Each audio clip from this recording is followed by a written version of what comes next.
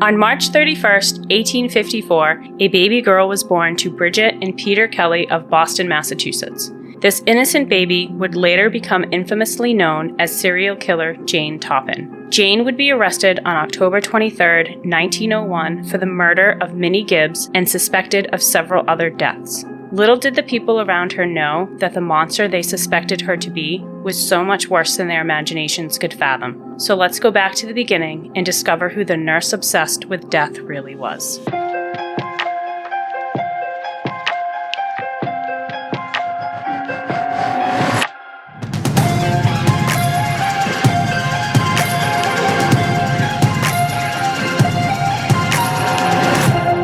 Welcome back to Weirder After Dark, the podcast where we talk about everything New England weird. I'm Sean. I'm Chris. And I'm Kathy. And we have an absolute delightful, well, maybe that's the wrong word. I don't know that I would call it delightful. We have a story today. It's a little terrifying. It's going to creep you out. We're super excited. We just got back from a weekend of running around in T-Rex costumes. It was terrifying, and it was the longest 3.5, 4 minutes of my entire life where I saw everything that has ever happened to me in my life pass before my eyes. Terrifying. I thought I was going to die by a group of small children. Yeah. It was my nephew's our nephew's birthday, and we thought it'd be cool and fun, turning 3. Go in a little T-Rex costume, get the people going. But all we did was get assaulted by like 12 children. They are vicious, vicious little monsters. Chris, what did you see? It was amazing to me how these adorable small children instantly turned into pack hunters and just took you guys down to the ground and beat the daylights out of you. It was terrifying. I don't know why the children's first instinct was to like kick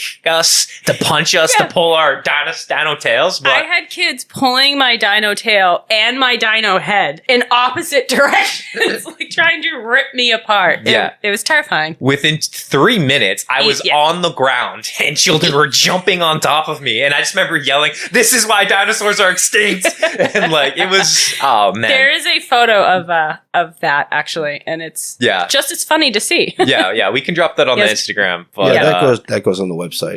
We'll share that for our listeners. I ended up leaving that birthday party just recognizing that children are serial killers. They really are. They were terrifying. I had one little boy ripping onto the costume, onto the inflatable dinosaur suit, and he's screaming, and then he just stops and very innocently looks up at me and goes, "Who are you?" And I was like, "Oh, I'm Auntie Kathy." And he goes, "Oh, okay." Right back to it. I was like, what just happened? I thought I maybe would have a saving grace there. Oh no, he just went 10 times harder. There's thousands of birthday parties every day. Just imagine the carnage that is happening every day. Inflatable dinosaurs are getting murdered across the country every day. Every day. Murder and serial killers. I think you might have an interesting story, Kathy. That is probably the best way to make this transition because there's no real good way to do it. It's a vicious story. She's not a very nice woman. I'll get into it. Jane Toppan came into this world as Honora Kelly, a child of Irish immigrants who were struggling to survive. Irish immigrants had been coming over to America many years before the birth of Honora, and despite the huge role the Irish played in the building of the new country, the Irish were still looked down upon. During this time period, the Irish were poor,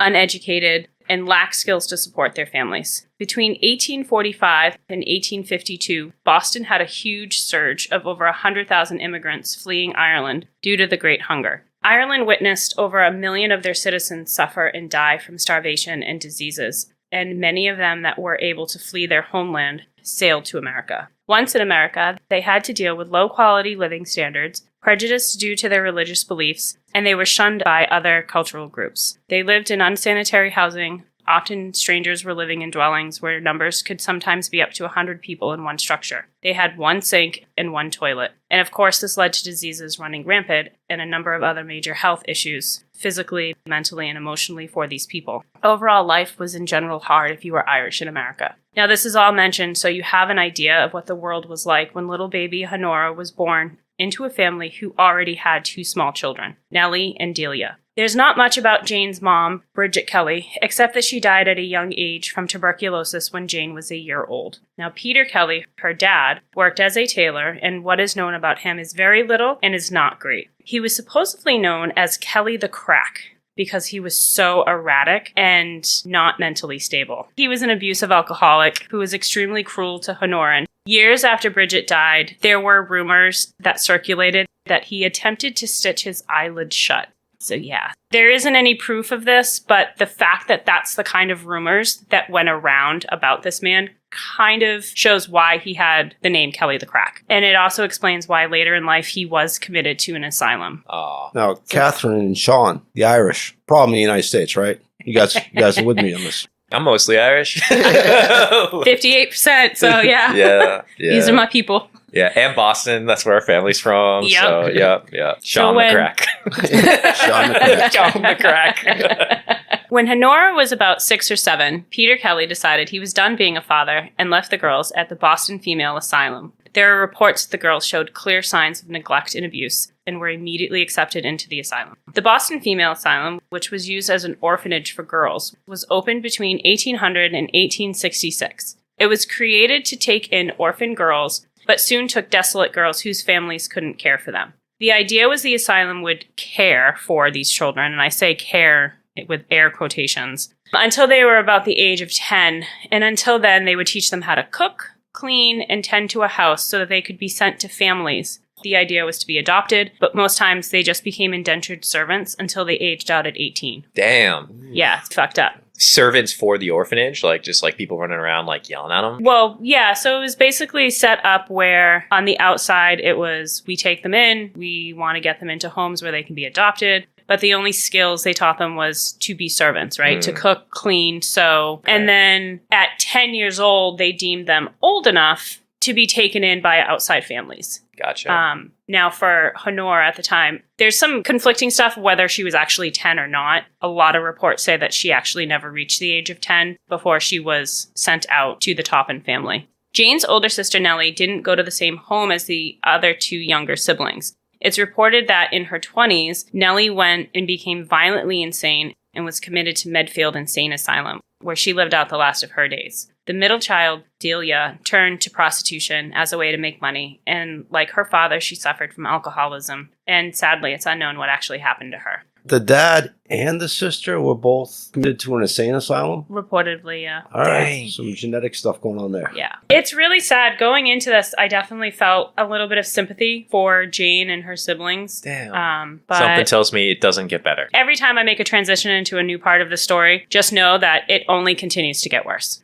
Honora had a very different personality from her older sisters, and at an early age and during her adolescent years, she displayed signs of being a compulsive liar, telling stories of a brother who was a hero and that her father was a captain sailing around the world. Her constant storytelling and compulsive lying actually worked in her favor because it made her very likable. People enjoyed being around her as a child. She was considered the life of the party, everyone knew her, and this is why people would later go on in her life to call her Jolly Jane. Right now, as we're talking, we realize that this is a child who had severe trauma in her life and potentially some mental health disorders and was acting out in a way to attempt to form bonds with those around her in hopes of creating a family or potentially behaving in ways that maybe she couldn't control them because of some mental health disorders. Yeah, this is very clear-cut criteria for a borderline personality disorder. The lying, the making up stories, it looks like it's moving in that direction. But unfortunately, this is the 1800s, so it was a very different world. When Honora was 10, she was taken in by the Toppans from Lowell, Massachusetts. Anne Toppan was a widow, and she went to the asylum and petitioned to adopt Honora. But really, she did this just to have her be a servant. This is where Honora Kelly became Jane Toppan. The family changed her name to sound less Irish, so as to not bring shame or embarrassment to the family, because remember, people didn't like the Irish back then. Jane was never formally adopted by the family, even though she ended up taking their last name. The Toppans created a story that Jane was the daughter of Anne's sister from Italy,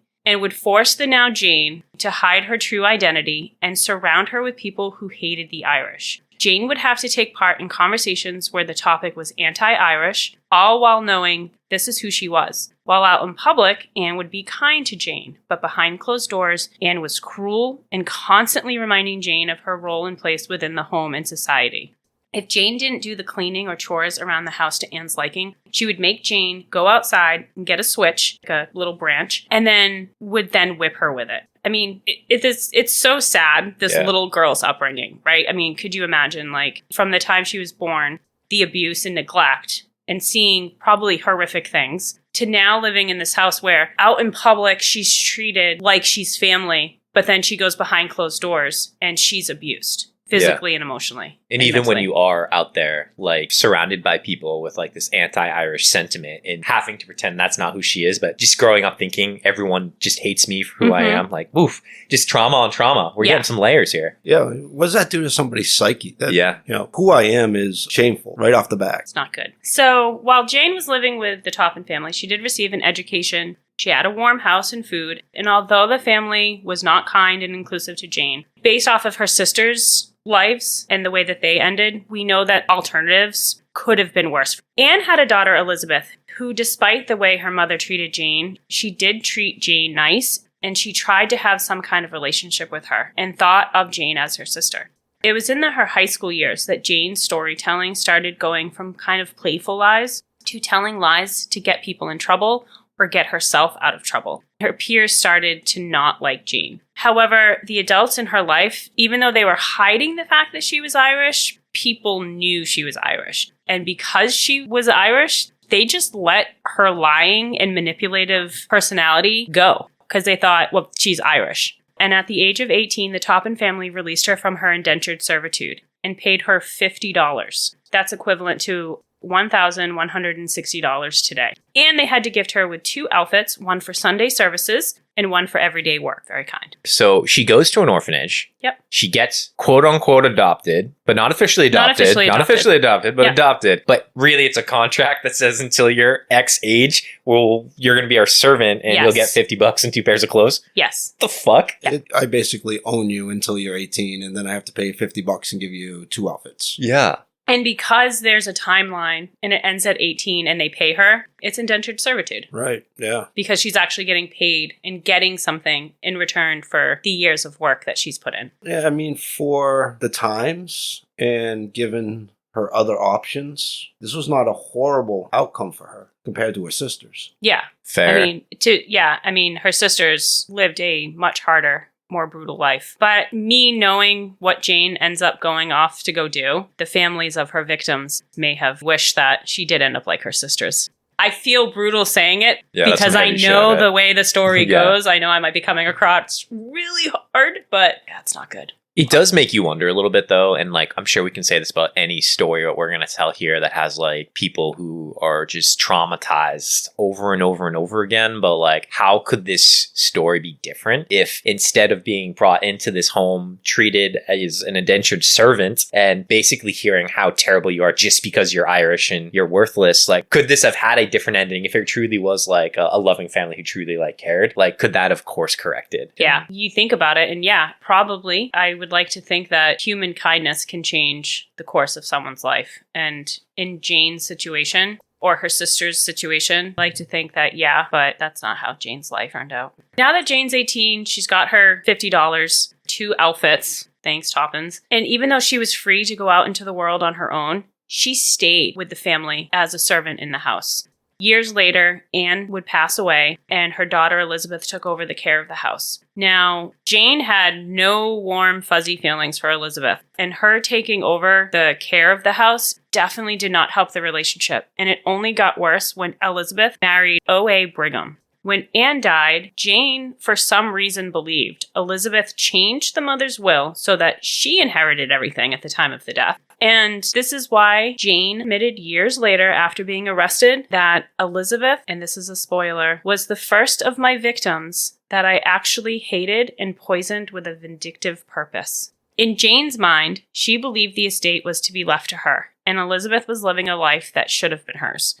After Anne's death, and despite the animosity she felt for Elizabeth, she stayed for several years until she finally moved out. Jane despised Elizabeth. She had everything that she wanted and was living a life she felt should have been hers. But Jane clearly was never really able to have a real relationship with people, which the relationship between her and Elizabeth makes this clear because Jane hated Elizabeth. And despite the fact that Elizabeth continuously tried to have this, like, a family bond with her, tried to have a caring relationship with her, Elizabeth loved her and considered her her sister. So when Jane did move out, Elizabeth and O.A. assured Jane that she would always have a home Moving forward until Jane was arrested, she would continue to visit once a year, even after the murder of her foster sister. So this is the beginning of a delusional disorder. This is a system of thinking.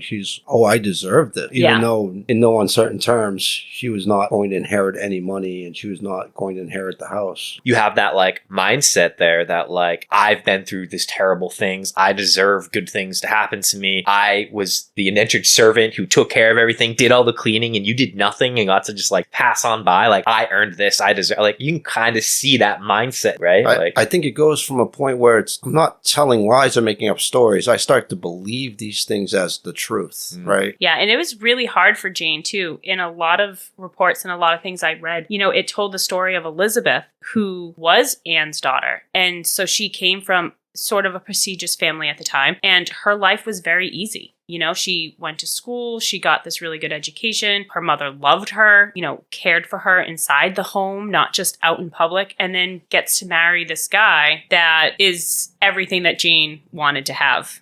So it just breaks my heart. It's just like really sad, no matter how you unpeel it. Once Jane was out on her own, she had to make a decision during this time period. There's not a lot of opportunity in the workforce for women. You could be a seamstress, teacher, nanny, caregiver, maid. One that Jane obviously went with was a nurse. So Jane was extremely fortunate at the time, and she got accepted to Massachusetts General Hospital in Boston, known as Mass General, where she could train to become a nurse. This was a prestigious, even today, prestigious hospital. But back then, it was groundbreaking as far as the institution for training nurses to go out into the medical field. It's also where Jane got the reputation as Jolly Jane. Her cheerful disposition and friendly personality won over those around her, despite some strange and unusual behaviors that were hard to dismiss. It was said that when Jane was around, things would go missing, and although she was known as Jolly Jane, her peers began to grow weary of Jane's presence and continuous need to gossip. Again, she fell into the routine of pointing the finger at people, telling lies about her peers, and telling lies so ridiculous that people knew that they were lies. But teachers and mentors once again dismissed these behaviors and let things go because she was Irish. People did not have a very kind opinion of the Irish at this time, which is a shocker because this is happening in Boston, Massachusetts, which is home of the Irish pride. This is so wild too. It's just like, oh, you're a liar. You're so Irish. like what a weird mindset. It's like, silly Irish. At it again. Things keep going missing. Must be the Irish. It was during these years Jane spent training to become a nurse that her horrific and truly evil side came out. After being arrested, Jane confessed, "When I was 30 years old, it came into my head, I don't know how, that I could kill people just as easy with the very medicines that the doctors gave their patients. Morphia and atropia." The administrative team, during the time of her training, had become suspicious of her when Jane's fascination for autopsies became too hard to ignore. She asked in-depth questions about the different medications and side effects. To some, this seemed suspicious, but to others it appeared as if Jane was just a good student. If they only knew where her darker interest laid, perhaps the course of Jane's life and those of her victims could have been altered. Don't let the intrusive thoughts win, Jane. Don't let them win. Yeah, Jane lost. We've all had those thoughts where like, Have you? Maybe should we open up the conversation to your intrusive thoughts about? Everyone has intrusive thoughts. It's whether you killing act on, people, not killing necessarily, but like intrusive thoughts where you're just like, If I push the stranger in the front of that truck. I haven't had that one. I've had that one. I have not. I've been in line behind a police officer. He had his gun in his holster, and the thought popped into my head: I could get that cop's gun. Yeah, but you're not a terrible thought. Yeah, I don't want to get shot. You're not going to do anything with it. But the thought popped up. Unfortunately, having an entire hospital where she could do her experiments, where she could learn what specific doses and mixtures would do to the patients, was everything Jane could have asked for. Jane found her thrill when she would push her victims to the brink of death just to administer the antidote so she could repeat and do it all over again. They won. They won. She called them experiments. Yeah. That just makes it creepier. Her peers would later recall that she was known for saying that it was a waste to keep the weak and old patients alive, which is why the elderly were her favorite patient. In the timeline of the story, Jane's still in her training, but now she admits later after being arrested. I had tried in a few cases, and it worked so well. They didn't suspect me. I thought how easily I could put people out of the way that I wanted to. My first victims were hospital patients. I experimented them on the ways that the doctors would call a scientific interest. I can't repeat the names of all those cases because I never knew them. They went by numbers in the hospital wards, and that was why when I went to Cambridge Hospital, perhaps it was a dozen or more people I experimented on this way. End quote. Now, that's terrifying, right? Like, she was supposed to be a nurse in a hospital taking care of people. Imagine that. You're sick, you're unable to care for yourself, maybe you've had surgeries, and now you have someone roaming the halls freely to just use it as their own personal psycho experiment ward. I already kind of didn't like hospitals as it is, but now, like, if I'm ever going back to one, I'm definitely going to be like, yo, you're a little too jolly. Like, Can I get a more angry nurse? Yeah. So morphine, that's Morphine. It's morphine, okay. Yeah. And then what was the other medication? Atropia. It weakens the heart. Okay. There's also another one, Pudgia water. Basically, it's a water mixture, and it's a form of a laxative they would use back in the day. She also liked wine and cocoa, not hot chocolate, cocaine. Okay. Yeah. But again, this is the 1800s. So in the 1800s, hey, you're not feeling good? Here's some wine and cocaine mixed together. That'll make you feel better. I now can see why they called her the life of the party. It's going together.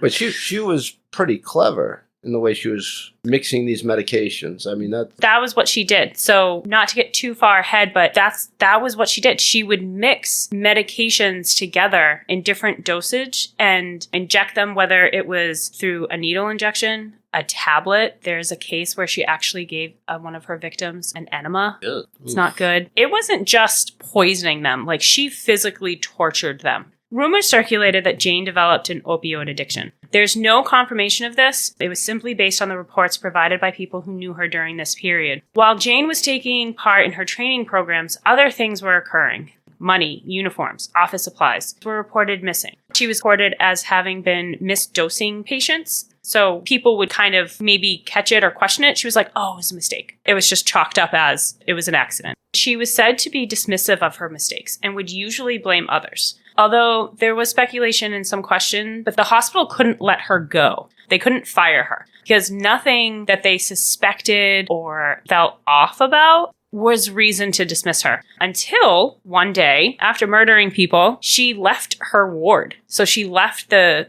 section of the hospital that she was supposed to be caring for. And when she left her patients alone and unattended, that was the reason that Mass General basically came in and they were like, you're fired, get the fuck out. We don't want you here. And so that was it. So that's how Mass General got rid of her. But once she left Mass General, she needed to find work. And she went into private care. She had a few good jobs, taking care of some people. And from what I could find, this was actually a very quiet time for Jane. There's no reports, no stories, there's no accusations, none of that. Until she got back in the program to become a nurse and she went to Cambridge Hospital. During this private care time, I'm assuming this is like one-on-one care where she's just like, yes. Okay, so you can't kill the people paying you because... Like home nursing yeah. care. Well, don't say you can't do anything, Sean. Oh... But yes, so basically back then, the job of like a private care nurse would be to stay in the home. So she would have a room. Say I was an old elderly lady and needed caring. My doctor would come in and say, I need this medication every couple hours. Jane's job would be to make sure that I get my medication. I'm eating. I have to get up and move around just to basically be there and make sure that the things that are needing to be done are done after the doctor left. Got it. So now she gets back in to Cambridge Hospital, and now she even admits this is where her experiments started back up. People started noticing money was gone, office supplies, all of that. So basically, Jane went right back into her usual ways. But her time here was short, and they let her go because of mishandling of opioids. Any more details on that? Mishandling as in like... Just, well, again, there's speculation of like, we know that she used the excuses of it was a misdosage. Some people claimed she was taking the opioids. So there was no real proof. They just knew something was happening with the drug. Couldn't figure out what it was. And they just said, Jane, you're out. You gotta go. There's clearly a pattern occurring, though. Like, I know this is back in the day. There's probably not, like, public records or other businesses looking this up. And it's just, it sucks. Yeah, it's not good. I I do have a story from a victim of someone who was a patient at one of the hospitals that Jane worked at. When Jane was arrested and her trial was going on, this woman came forward. Amelia Finney told the story of what happened to her in 1887. She had been admitted to the hospital and she underwent surgery. And while in recovery, she was awakened. As she struggled to focus and make her brain put together what was happening, Amelia noticed a round, stout woman approaching her bed, asking how she was doing.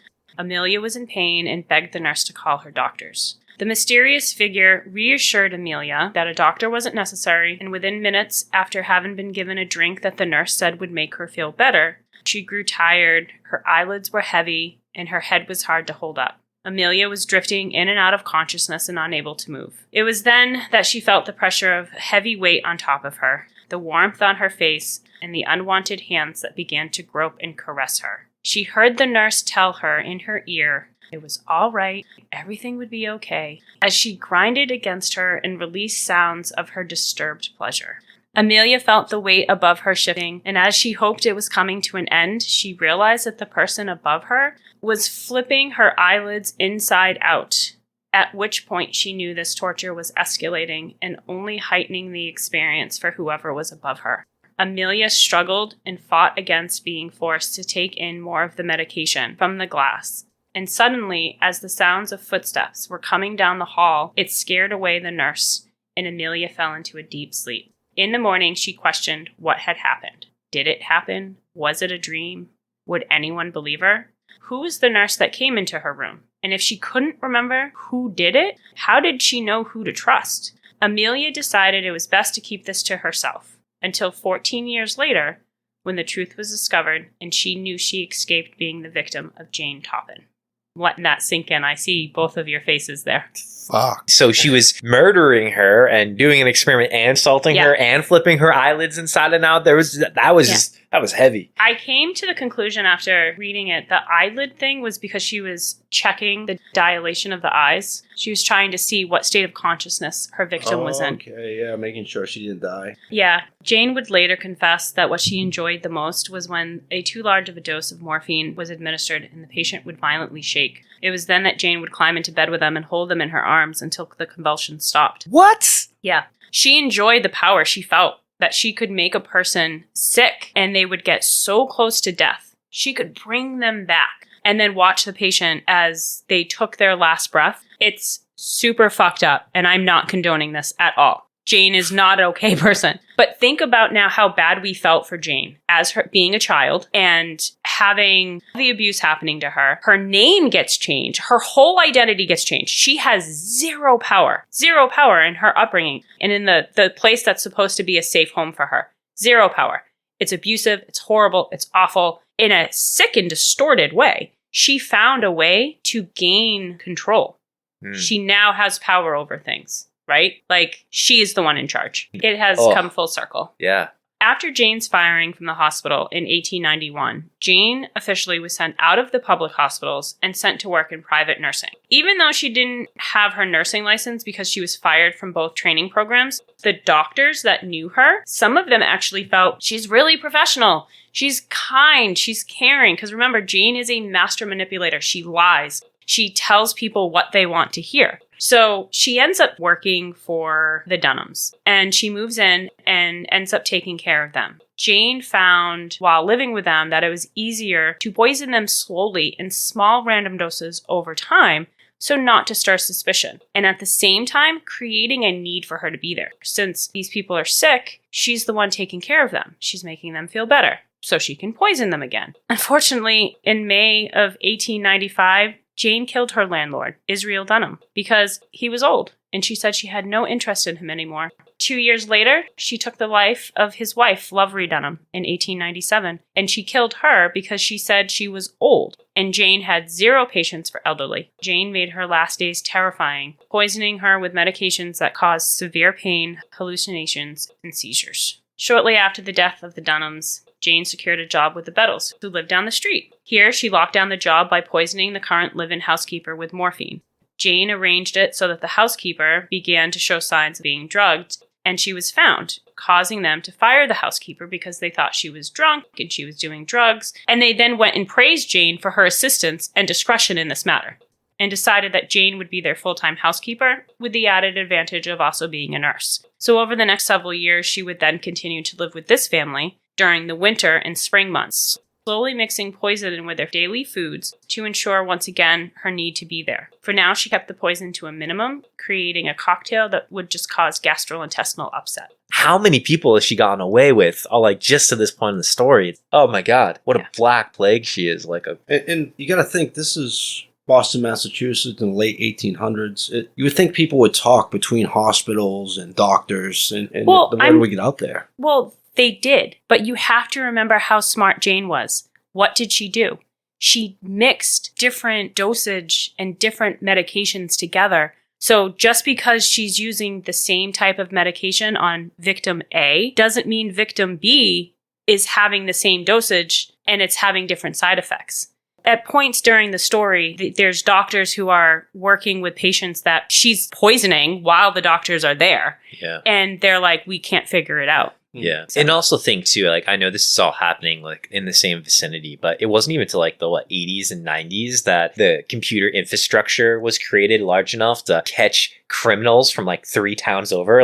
They'd go murder someone in the early 1900s, 1800s and just go 3 towns over and get away with it. Yep. So the summer months were too busy for Jane in the city. So in the summer of 1897, she found Katamet, Massachusetts. Here she met the Davis family and moved in to care for Alden Davis. And Alden Davis was considered influential during this time because he helped reorganize the railroad system so that the train would stop at the Cape. So people who knew him and knew of this family believed that he had helped found this community. So being accepted by them, this made Jane feel very, very important. Alden was married to Maddie, and together they had 2 daughters. For the next few summers, Jane would go back and forth between Cambridge, Massachusetts and Katamet, Massachusetts. And in the summer of 1899, while Jane was staying with the Davis family in Katamet, it was then that Elizabeth, remember Elizabeth, her foster sister, she decided to come and have a visit, saying that she wanted to spend some time and try to reconnect with Jane. However, Jane had different plans.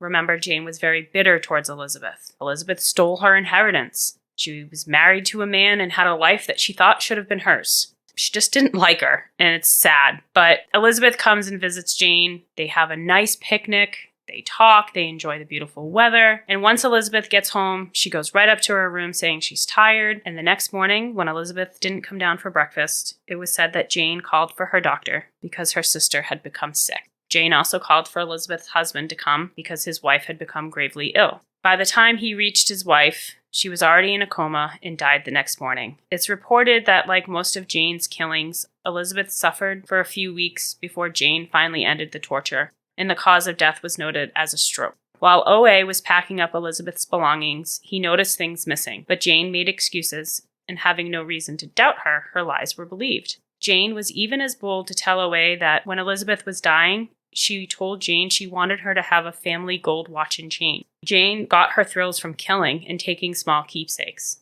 but this was just an extra treat when she stole from Elizabeth. During 1899, Elizabeth has died, Jane has gone back to Cambridge, and she was contacted by a doctor who knew her and provided a reference for her to care for Mary McNear. The doctor informed Mary that she should consider having someone come into her home and provide some additional care. He knew the exact nurse that was knowledgeable and trustworthy, and it's unclear exactly why Jane killed her, but it said during this time Mary was the only murder victim that she killed that she didn't have a personal relationship with. So we're really unsure why she did it. It's also believed that after killing her, she stole randomly some of her clothes just because she could. Perhaps it was a personal keepsake as a way to remember Mary and her death. Not much is known of why or what, but she did it. Bodies are really piling up now because she said upwards of dozens in the hospital, and then the couple on the Cape, and then there's 2 more murders already, and then her sister or sister-in-law, half-sister. Yeah, there's a lot. There's clearly no boundaries either. It's just doesn't matter if you know them or you don't know them. They're strangers. Yeah. And just because, Mary McNear is known and she didn't have a personal relationship with her, there were other homes that she went into and cared for. Did she kill them and it just not get picked up on? You know, we don't know. I mean, this is over 125 years at this point. So who knows what happened back then? I know she's a master manipulator too, but it's so interesting to continuously hear like other people like recommending her as like the right person. And it's just there was even a situation where somebody questioned the doctor and said, "Hey, what about Jane?" And the doctor scolded them and had said, "No, Jane is respectable. She is a kind and knowledgeable nurse. She is good." And no, she really wasn't. Like, she was really behind what was going on. True sociopaths. They can master manipulators and they fit in and they're chameleons. Yeah. Well, Jane was still believing at this time that the Toppan family fortune should have been hers. After Elizabeth died, obviously the fortune went to her husband, O.A. Jane claimed in later reports, and this is a little confusing because after Elizabeth died and before Jane kills Mary McNear, supposedly there's a time period where O.A. goes down to Katamet and is spending the rest of the summer with Jane. They're swimming, they're laughing, and they're actually having a relationship. Jane claims that O.A. proposes to her and says, "Come back to the house in Cambridge in the fall after you're done here. Let's plan a wedding. Let's get married." After Jane is arrested, O.A. is like, "She was my sister-in-law." That was it. He presents their relationship as just that. There really wasn't anything special there. He was just kind of keeping the house open to her because he knew his wife Elizabeth would have wanted that. After Elizabeth is killed, there's supposedly this relationship. She goes back to Cambridge. She kills Mary McNear. But now she goes back to her childhood home and meets up with O.A. And according to Jane, O.A. is like, "Well, I'm getting married, but not to you." And he is now engaged to a Florence N. Culkins, who is the housekeeper that he brought into the home. So Jane is pissed. Jane is like, "There's another woman who is now living in my house that is supposed to be mine, marrying a man that is supposed to be mine, living the life that is supposed to be mine." Jane was not having that. Can we guess what Jane did to poor Florence?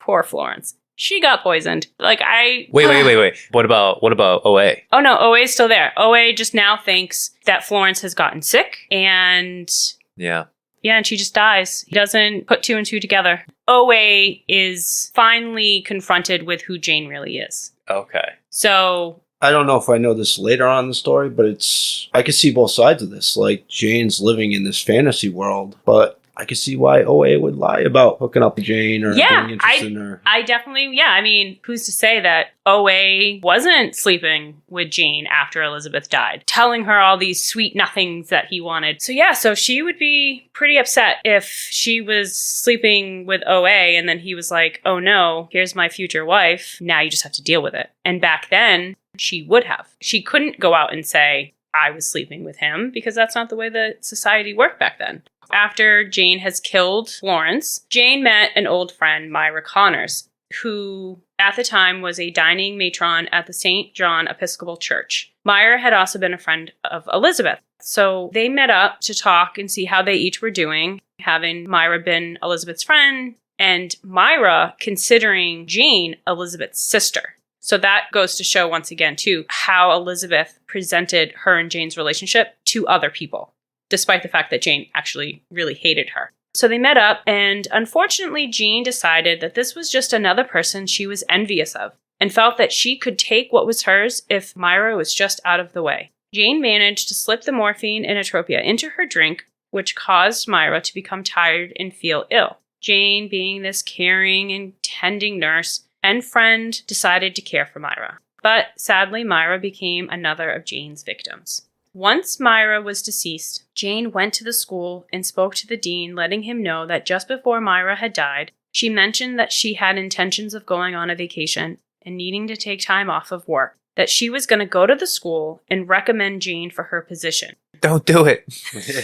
Don't do it. The dean, having no reason to not trust Jane, allowed Jane to take the position that Myra once held. This position provided Jane with a lifestyle she felt she deserved. It offered respect, boarding, a good wage, it was respectable, and it put her in charge of other people. However, as quickly as Jane was hired, she was also let go because she had no management skills. Money went missing, and she lacked the ability to do the job. So poor Myra was killed for a job that lasted less than a year for Jane. So Jane went from experimenting on old people to murdering for her own best interest, right? And seems to be a little bit of a shift here. Yeah. So remember, Jane has these two houses, right? She has a house in Cambridge where she works with a family, and she also has the house in Katamet where the Davis family lives. While staying with the Davis family for the past few summers, she ends up running up a high debt. But because everyone loved Jane, she was so cheerful and she was so jolly, a lot of her debt and things that she would do, it'd get ignored. But Maddie Davis, Alden Davis's wife, she's like, I've had enough. Like, this high debt needs to be paid. So before Jane goes back down to Katamet, Maddie takes a train from Katamet up to Cambridge, goes to Cambridge, and she decides she's going to tell Jane she needs to pay up. So when Maddie shows up at the Bedell home on June 25th, Jan was not happy. Maddie claimed to use the visit as an excuse to find out if she was planning on coming back down for the summer. But if she was, she needed to pay. She owed like a couple $100s, which was a lot back then. They invite Maddie to dinner, and as they're having dinner, Jane uses this opportunity to give her plenty of food and drink.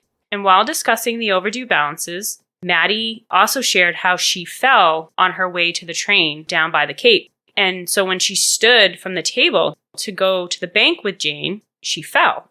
And it was blamed on the earlier incident at the train station. Jane says, well, you need to stay here. We're going to take care of you. And when Maddie is staying at the house, Jane continued to inject morphine over time to slowly put her in a coma. Maddie's family was contacted, and when her daughter Genevieve arrived, her mother was laying in a dark room with cold sheets. Despite Jane staying by her bedside day and night, declaring that she would care for Maddie, Genevieve got another doctor to come to the house. Jane, being as smart as she was and always one step ahead, she provided urine samples that had been taken prior to the doctor showing up. Now, I don't know if it was maybe Jane's urine samples or Maddie's urine samples, but she made sure that she knew what the doctors were going to be asking for. And she made sure that she had everything lined up so that they wouldn't be able to trace the drugs in the victim's systems. Having so much experience with these medicines, she would alter the dosage, increasing, decreasing, and this would confuse the doctors because the symptoms were so sporadic, leading him to think it was one thing, and then another, and then another. And then Jane would allow Maddie to begin to gain a clear head, and her family would start to hope the best, just for Jane to provide a larger dose when finally she went into a coma.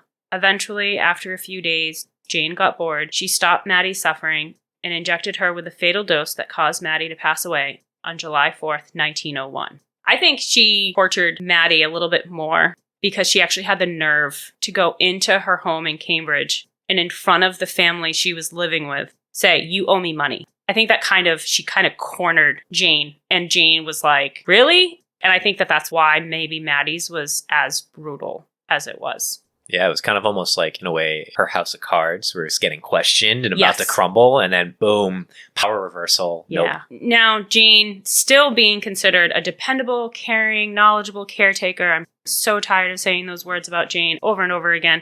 She was begged by Genevieve to help bring her mother's body back to Katamet because she didn't want to have to do this alone. It was too unbearable for her. So Jane then moved back in with Mr. Davis and his two daughters, Genevieve and Minnie. Yet there's still this issue of this debt that Jane had. Jane's solution, once living there, was to sneak downstairs and set a small fire. According to Jane, I had borrowed a good deal of money from Alden Davis and his daughters and had given them my notes. The thought occurred to me, if I should burn up this house, all those papers would be destroyed. One night, I kindled up some papers in a closet near the fireplace so it appeared the chimney had caught fire. When the smoke began to fill the halls, Alden rushed out of his room in his nightclothes and started putting out the flames. I danced with delight in my room, but then Alden began to call for help. I ran and aided him to throw water on the fire so as not to be suspected. I was hoping all the while that the house would burn up, but it didn't. So there's even reports now that there were other fires. Like, she didn't try to burn this house down once. She tried it other times. So Jane moves in. She burns down the house. She's like, I'm going to get rid of my debt. And then she tries it a couple more times where neighbors are claiming they're walking by and they see some smoke and they help go put this fire out. And nobody thinks suddenly Jane has moved into my house and it keeps catching fire. Nobody thinks that. Arson is now added to this rap sheet too, man. This is getting long. Damn. So eventually that summer, just a few weeks after Genevieve, the Davis daughter, she begins to grow pale, she grows sick, and with Jane's help, a dose of Hanyadi water, this is that laxative I referenced earlier, is given to Genevieve. And of course, she begins to get worse. Jane informed the family at this time that she suddenly needed to leave. So she poisons Genevieve. Genevieve's now sick. And she's like, oh, I need to leave. I have urgent matters back in Cambridge. Mr. Davis, Alden, he's like, I need you to stay. My daughter's gravely sick. Please stay. Please stay. And Jane's like, okay, I'll stay. She stays at the request of the family to help care for Genevieve. And while Jane was slowly poisoning Genevieve, she admits that her thought process was that she was going to kill Genevieve. And then once she was dead, she would marry Harry Gordon, Genevieve's husband, and help raise Genevieve and Harry's child. Now, I don't know what to even think of this. You're the professional in this field. Maybe you can shine some light on that thought process that she had? I can try. I mean, when people go through a trauma in their lives, sometimes to keep themselves safe, they'll create this delusional world that they can live in that feels safer and feels better than what they had. There's something called delusions of grandeur, right? Where she thinks she belongs in these families, even though she's always been an outsider. What's occurring to me as you're telling these stories is every time she's not caught, she's emboldened a little bit. She's taking more chances and she's getting taking more risks. For sure. Nobody's caught on yet. While Genevieve is laying in bed, Jane had discussions with the family stating she overheard Genevieve talking of suicide, saying that she was going to take Paris-Agrine, which is an insecticide that the family kept in the shed. This lie was to deflect any suspicion off of her. She had Genevieve's husband summoned and informing him of the talk of suicide, and just like when Jane killed Maddie and Elizabeth, she prolonged Genevieve's death, toying with the family by giving them hope just to take it away. Until finally, she passed away. Jane claimed it was on July 28th, but official reports say it was actually July 30th, so it's kind of questionable. Like, who do you believe? I don't really know. I'm not sure that it really matters. It's just now, within the same month, Maddie is gone, and so is Genevieve. Less than a week later, Jane would then go to take the life of Alden Davis.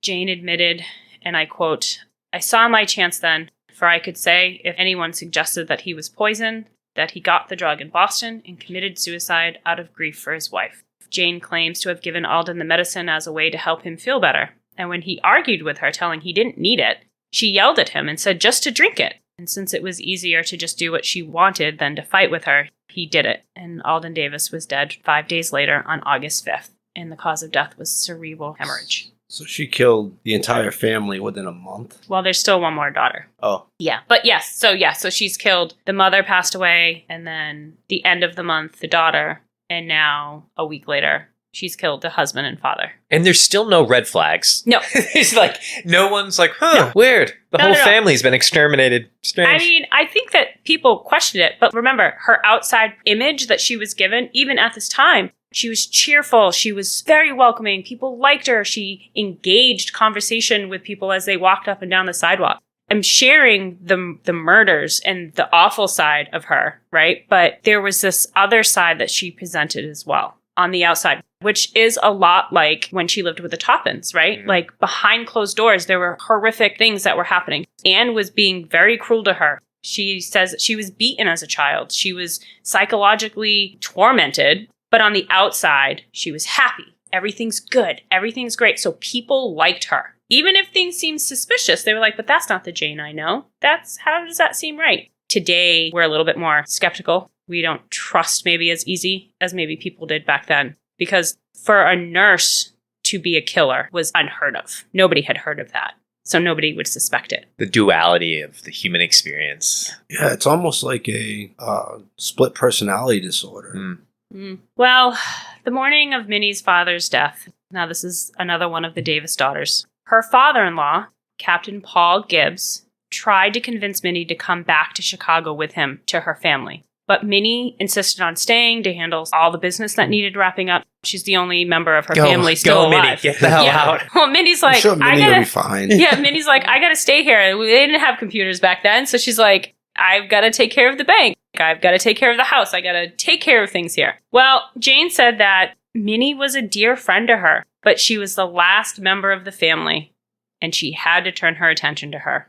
So despite being healthy and in a good state, obviously mine is being upset by the tragedy that has fell upon her family, Captain Gibbs was summoned shortly after leaving and notified that his daughter-in-law had fallen ill. When he arrived back down to Katamet, he found Minnie bedridden, pale and in and out of consciousness. He also found lurking in the shadows Jane, who claimed to be caring day and night for poor Minnie. The family doctor, Dr. Ladder, was unable to diagnose the cause, since just like the others, her symptoms got worse, then better, then worse, and one day it was this, one day it was that. Nobody really knows. So Captain Gibbs had a physician, Dr. Frank Hudnut from Boston, who was vacationing in Falmouth, and said, I need you to come, take a look at my daughter-in-law, hoping that he would find a cure for what was going on. Unfortunately, neither doctor was able to solve the mystery. And it was now 8 days later, after the death of Alden Davis, that on August 13th, his daughter took her last breath and died. It is said, had Jane slowed down and stopped for just a little bit and maybe not kill anyone for a while, she could have gone continuously unnoticed, since it was Maddie's death that led to her being captured. Can I back up? She didn't want to kill Minnie, but she was the last one enough. She was just there. So she just had to, complete the set. That's kind of what I found, yeah. When she was talking to doctors and her lawyers and things like that years later, there were reports that she admits that, it was kind of hard to kill Minnie because Minnie was a friend, but she had to. That's fucked. So fucked up. I don't want those kind of friends. I don't know a ton about serial killers, but has a serial killer ever just slowly picked off members of the same family? I don't recall any stories off the top of my head where it's targeted and because it's not even targeted, it's convenience at this point, right? Yeah, she's just wiping out the whole family. Yeah. And I mean, it is when you're dealing with serial killers, they do tend to start off experimenting, right? Which that's what she did. She experimented. They was kind of sporadic. She even went that long period of time after being fired from Cambridge where there were no reports of her having killed anybody. And the murders were sort of sporadic. It was she killed Israel Dunham, right? She killed him, the landlord, and then 2 years later kills the wife, right? So there's periods of time where they go I've killed someone that kind of gets them that fix, that rush. And then they kill again. But then it gets to a point, I think, with a lot of serial killers where they end up going unnoticed. And it's no longer just a thrill of killing, but the kill of thrilling and doing it at such a quick pace. Getting away with it. They're just getting away with it and just doing it. And that usually tends to be the downfall for serial killers because it gets sloppy. So almost like an addiction where this much cocaine used to be enough, but now I need this much to be okay or to still enjoy it. I'm sure, too, that is probably I can get away with it, right? I've done this many. Why can't I do more? Yeah. And then the thrill in her eyes probably of a whole family. Yeah. In 1 month, whole family gone. Yeah. And then having the delusion that she's going to marry her victim's husband and raise their child together. And this is multiple times. The same delusion has shown. Yeah. Well, this is what it finally took, unfortunately, the death of Minnie. And it was then that somebody finally says something. And it was Captain Gibbs, Minnie's father-in-law, who acknowledged something's not right. Because in a 41-day stretch, an entire family was gone and buried at the local cemetery. Although he pleaded for an autopsy to be done, his request was denied. And she was laid to rest next to her sister, mother, and father. It was claimed that at the funeral, Jane tried to make the funerals pleasant and that she had a cheerful disposition. After the funeral, Jane left, but her presence stayed with Captain Gibbs. While discussing the time he spent with Minnie before her passing, the captain shared with the doctor, Dr. Lather, the family physician, that Minnie appeared frightened when Jane would approach her. And although Dr. Ladder also had suspicions because the deaths were so quickly one after the other, the causes were strange and similar, but yet different, he had no reason or evidence against Jane. Until Captain Gibbs mentioned that on Minnie's last day alive, he watched Jane inject Minnie with the doctor's prescription and described how the sight sent chills down his spine. Dr. Ladder was silent until he looked up at the captain and replied, I didn't prescribe any injections. Ooh, that's freaky. So she's caught. Her time has started coming to a point where things aren't looking good for Jane. Well, about fucking time. Goddamn. How many people did she kill? At this point, she is at 10. So if you remember in the beginning, I said I was going to name victims and kind of go through the victims that end up getting presented as her victims in the court case. So as of right now, we are at 10 victims. 10 victims who we know have names, not counting the people inside the hospitals. Correct. That she's... Okay, yes. I was going to say, like, I think we're way higher than 10. Yeah, definitely way higher than 10, but the courts, the state of Massachusetts, were only able to bring 11 charges against her. And so far, we are at 10 victims. Which is a little cliffhanger in itself. We're leaving it there. You're going to have to wait a week to finish this story. You're going to have to... I kind of feel like so far, this episode's been really heavy. Yeah. There's a lot. Dark. I've been the person to research and write the story about Jane. I've kind of gone through an emotional roller coaster on how I feel about her.